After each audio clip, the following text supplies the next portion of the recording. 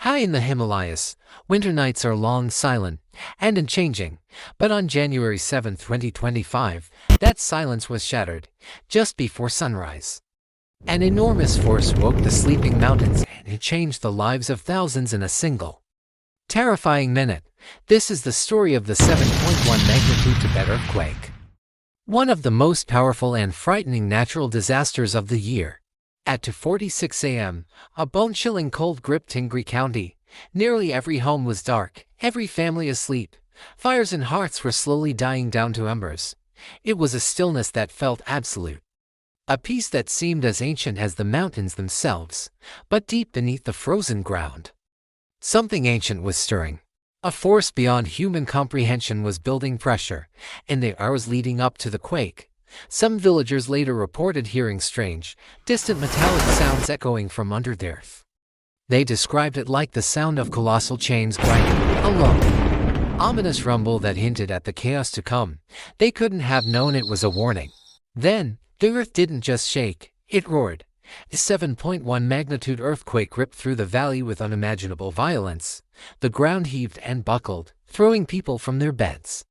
Traditional stone and mud brick homes, which had stood for generations, swayed like paper tents before crumbling into dust and rubble. Stone walls cracked open instantly, and the very ground split apart. One survivor, his voice still trembling with the memory, said, "It felt like a giant beast was crawling under the village, trying to break free." In less than 60 seconds, entire communities were leveled. The familiar landscape of home became a scene of utter devastation, all under the cover of a pitch-black, freezing night. The initial shock was just the beginning. As people stumbled out of their ruined homes into the freezing darkness, chaos reigned.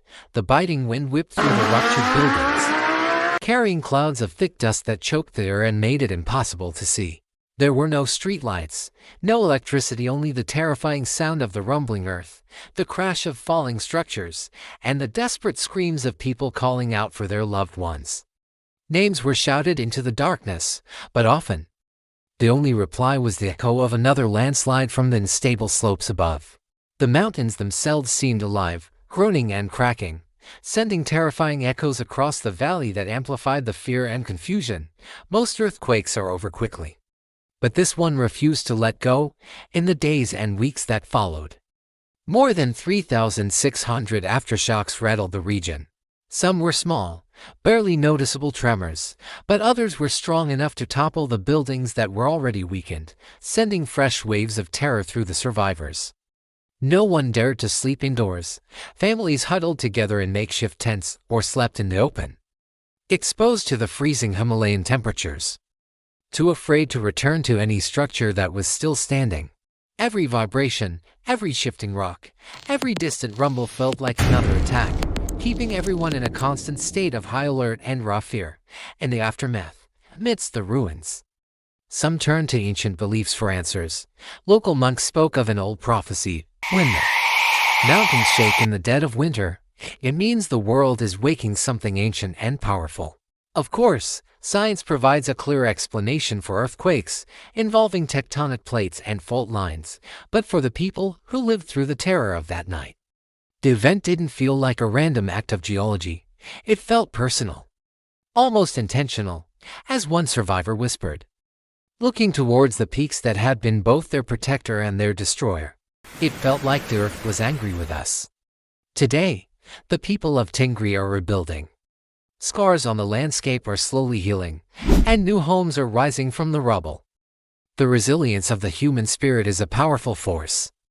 But the memory of that night, the feeling of the ground roaring to life beneath their feet, is a wound that may never fully close. It serves as a haunting reminder of the immense power of nature, and how, in the face of it, we are all incredibly small.